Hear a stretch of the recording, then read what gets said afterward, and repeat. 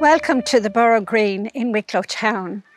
I've lived around this area my whole life. It's now known as the convent grounds.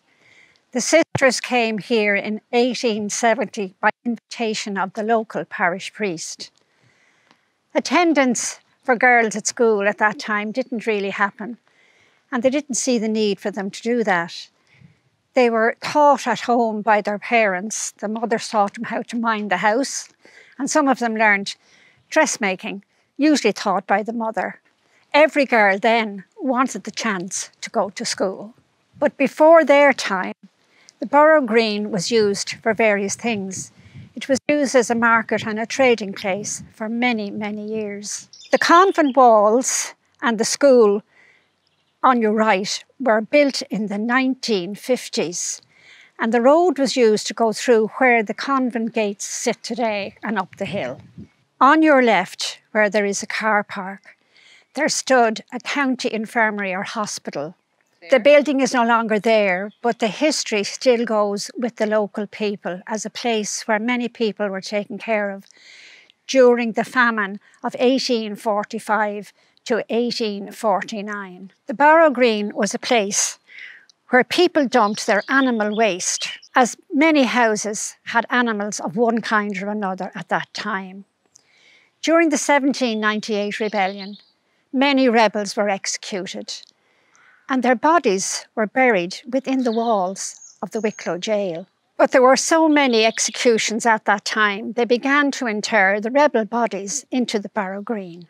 If you head up the road past the convent to the pedestrian crossing, you will see a memorial stone commemorating a horrible event that happened here in 1641.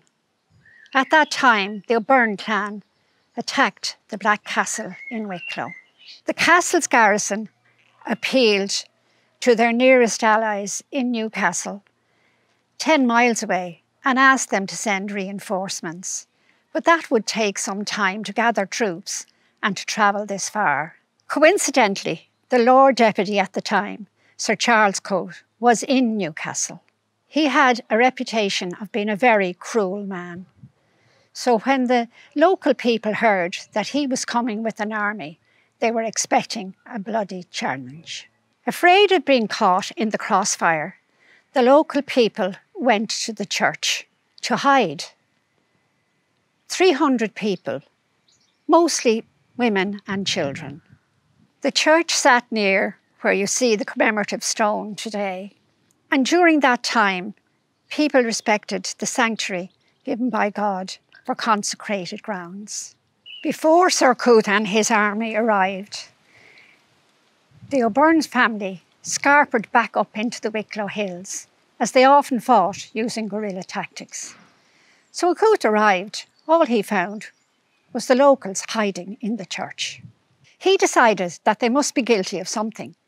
Why else would they hide from him, not realising his reputation? He ordered his soldiers to get firewood from the local cottages and put it up against the church and set fire to it.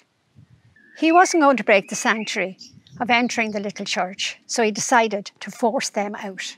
When the women and children and the parish priest, Father O'Byrne, fled the fire, Coate and his army massacred each and every member of the congregation.